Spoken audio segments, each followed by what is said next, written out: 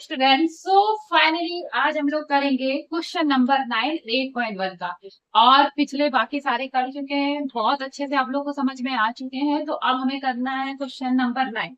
और ज्यादा बातें ना करते हुए क्वेश्चन आपकी स्क्रीन पे देते हैं, और मेरे पास तो हमेशा की तरह बुक है। ठीक है, तो हम लोग केबीसी खेलते हैं, मतलब आपकी बुक में पर आपके पास ऑप्शन नहीं होते, सिर्फ आपके पास क्वेश्चन होता है।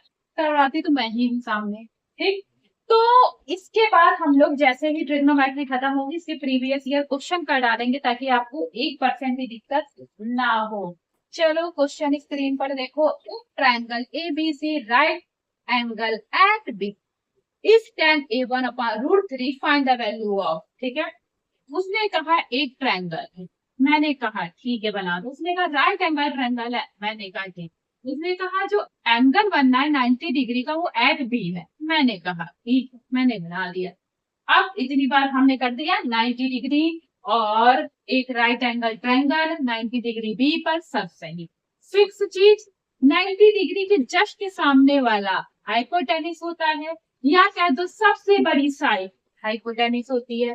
बिल्कुल सही बात कही आपने। ठीक है, उसके बाद अब तीन चीज होती है। मैंने तीन चीज क्या क्या बताएंगे, पूरे क्वेश्चन में बार बार बताइए, फिर भी यहाँ पर थोड़ा सा बता देती हूँ क्या होता है। तीन चीज, ये जो तीन साइड है, तीन साइडों में तीन चीजों में बटी होती है। एक होता है परपेंडिकुलर, परपेंडिकुलर जिसको किससे डिनोट करते हैं, पी से। एक होता है बेस, क्या होता है बेस, जिसको डिनोट करते हैं बी से। और एक होता है हाइपो, जिसको डिनोट करते हैं एच से। ठीक है, तो ये तीन चीजें होती हैं। एच अपनी जगह फिक्स होता है, वो इधर उधर नहीं होता। सी और बी वो एंगल के हिसाब से चेंज होते हैं। जैसे कि उसने कहा tan ए बराबर आपको दिया है, tan ए बराबर 1/√3। और मैंने आपको पहले ही से बता के रखा है, साइन ए बोलो साइन बी बोलो, साइन ए बोलो साइन सी बोलो, बी पे तो ऐसे 90 डिग्री रहती, साइन ए साइन सी या कोई साइन थीटा कुछ भी। फॉर्मूला बस साइन लिखा है तो क्या होगा, पी अपॉन एच, मतलब perpendicular upon hypotenuse. Cos A बराबर क्या होगा, बेस अपॉन हाइपोटेन्यूज। और टेन बराबर क्या होगा, पी अपॉन बी। यही तीन चीजें, ये ओके ठीक। अब हमने क्या कहा, टेन मतलब क्या है, पी अपॉन बी।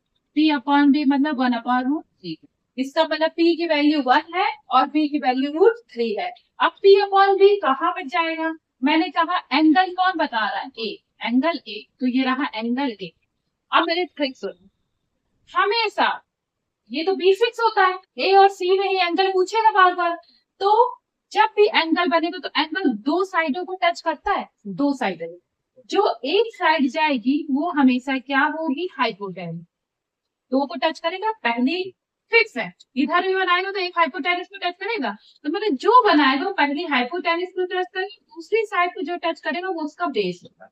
क्या हो जाएगा, उसका बेस हो जाएगा। इसमें कई बच्चे कंफ्यूज रहते कहाँ है हाइपोटेन्यूज कहाँ है बेस, तो ये ट्रिक जान लो।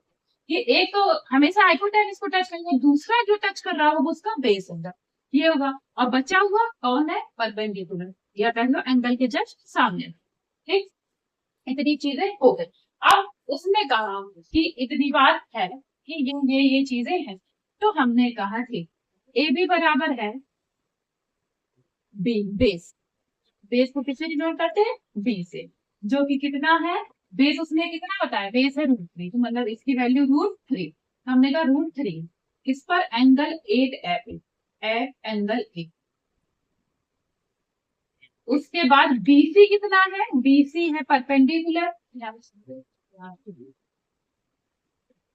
यहाँ पे है पी परपेंडिकुलर, परपेंडिकुलर 1। और एसी तो अपना फिक्स है, कितना है एच, जिसकी वैल्यू अभी हमें निकालनी है। वो कैसे निकालोगे, ये वो कैसे निकालोगे, एच स्क्वायर बराबर पी स्क्वायर प्लस में बी। पी की वैल्यू क्या है अपने पास 1, बी की वैल्यू क्या है अपने पास √3। ठीक है मैम, 1 + 3 मतलब 4, तो एच बराबर √4।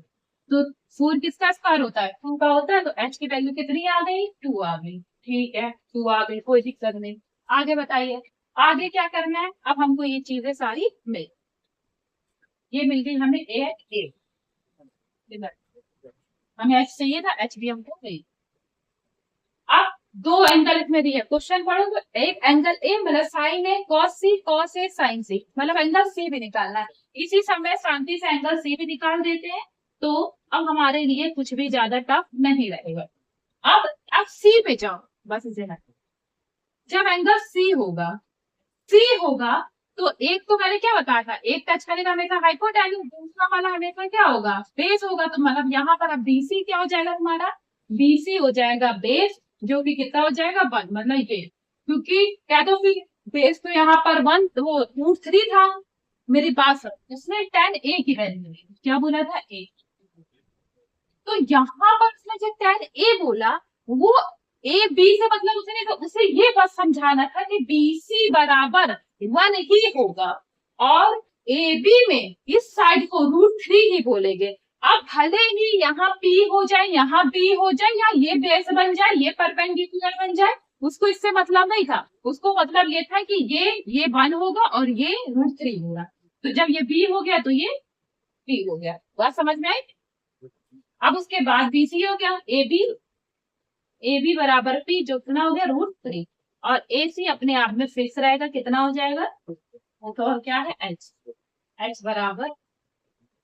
अब अब पहला क्वेश्चन क्या बोल रहा है, पहला क्वेश्चन बोला sign A cos C, sign A cos C plus cos A sign सी।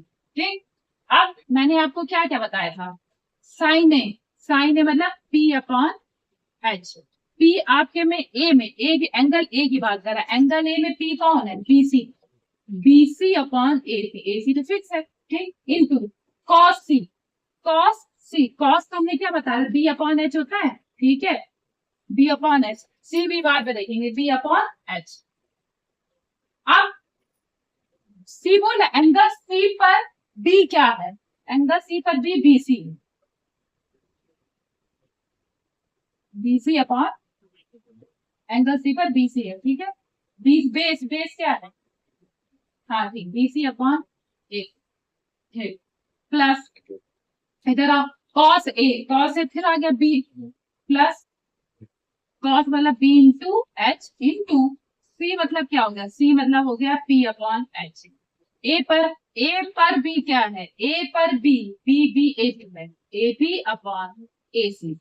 अब पी क्या है, एच सी पर, सी पर पी क्या है, पी है ए बी।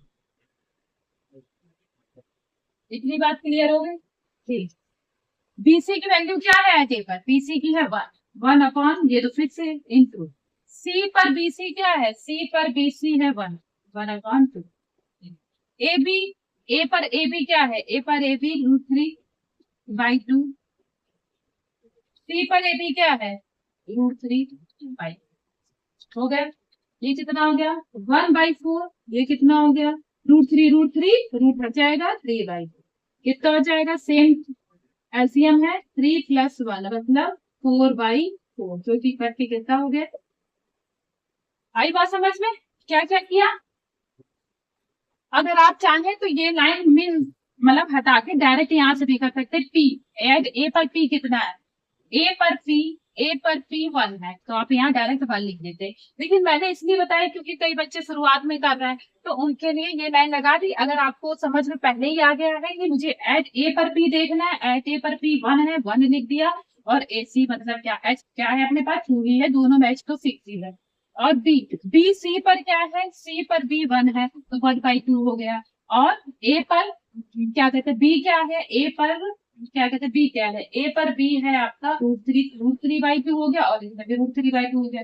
तो ऐसे वैल्यू आप निकाल सकते थे, ये लाइन आप चाहते तो नहीं भी लिखते, तो भी आपका काम चल जाता। मैंने लिखवा दिया थोड़ा सा एक्सप्लेन करके, ताकि आपको ज्यादा समझ में आ जाए। आप चाहे तो वो लाइन नहीं भी लिखेंगे तो भी कोई फर्क नहीं पड़ेगा, आंसर तो वैसे भी सेम ही आना है, और आंसर क्या आना था 1 आ गया। अब इसी का क्वेश्चन नंबर मतलब इसी का पार्ट 2 देखते हैं, क्या देखते हैं पार्ट, ये लिखा रहने दो, ये सेम रहेगा, सेम, इसमें कोई दिक्कत नहीं आएगी, ठीक है। चलो, अब इसमें क्या है, cos A cos C, cos A cos C, cos A cos C minus sign A sign सी होना चाहिए, साइन ए, चलिए यहाँ पर हम लोग लिख लेते हैं, क्या लिख लेते हैं, cos A बराबर होता है B अपॉन H। और ए में B क्या है, ए में B देख लो √3 और H का अपना 2 है, ठीक है। इसके बाद साइन ए भी देख लो, यहीं पर देख लेते हैं, ये ऐसे आसान हो जाएगा, कहीं पे पीछे रख में ऐसे तुम लोग भी जब पेपर आए ऐसे कर लेना। साइन ए अपॉन होता है P अपॉन H। ए में जल्दी से देख लो, बी पी क्या है 1, मतलब 1/2 हो गया, ये मेरा निकल गया। अब देख लेते हैं साइन सी, साइन सी मतलब P अपॉन H। साइन सी में P क्या है, सी ये रहा, P है √3, H तो 2 है। और cos सी में है B अपॉन H। B क्या है आपके पास, सी में B है 1, नहीं सी में B 1/2, ठीक है, लिख लिया, इतना सा हो गया। अब लिखो cos A की वैल्यू √3/3 इंटू cos C की वैल्यू √3/3 माइनस साइन A की वैल्यू 1/2 इंटू साइन cos और साइन C की वैल्यू, साइन A की वैल्यू चाहिए, साइन A की वैल्यू 1/2, cos A की वैल्यू, सॉरी गलत लिख दिया, cos A की वैल्यू √3/2, ठीक है। cos C की वैल्यू 1/2, सही है। और cos अब फिर से साइन A की वैल्यू 1/2 और cos C की वैल्यू साइन C की वैल्यू √3/2, सही जा रहा है। तो ये आ गया √3/4, इधर हो गया माइनस का √3/4, वही चीज एक बार प्लस में, वही चीज एक बार माइनस में, और ये तक की क्या आ जाएगा आपका 0, आ जाएगा 0, जिसका आंसर हो जाएगा आपका 0। ठीक है, समझ में आया। अगर आपको इसमें कोई डाउट है पीछे एक बार फिर करके देख लेना, पूरा का पूरा आपको अच्छे से समझ में आ जाएगा, आपको इसमें 1% भी डाउट नहीं होगा, इधर नहीं। ठीक, और भी कोई अगर डाउट हो, कोई ऐसा क्वेश्चन हो जो कि आपने कहीं देखा और आपको समझ में नहीं आ रहा, आप मुझको मैसेज कर देना और कमेंट कर देना, मैं वो क्वेश्चन भी आपको करवा दूंगी। ऐसे कर सकते थे RD शर्मा है तो कोई ऐसा क्वेश्चन नंबर पेज नंबर ऐसे करके वो डाल देना, तो मैं देखूंगी, तो मैं उसको या उससे रिलेटेड भी बाकी क्वेश्चन भी इम्पोर्टेंट करवा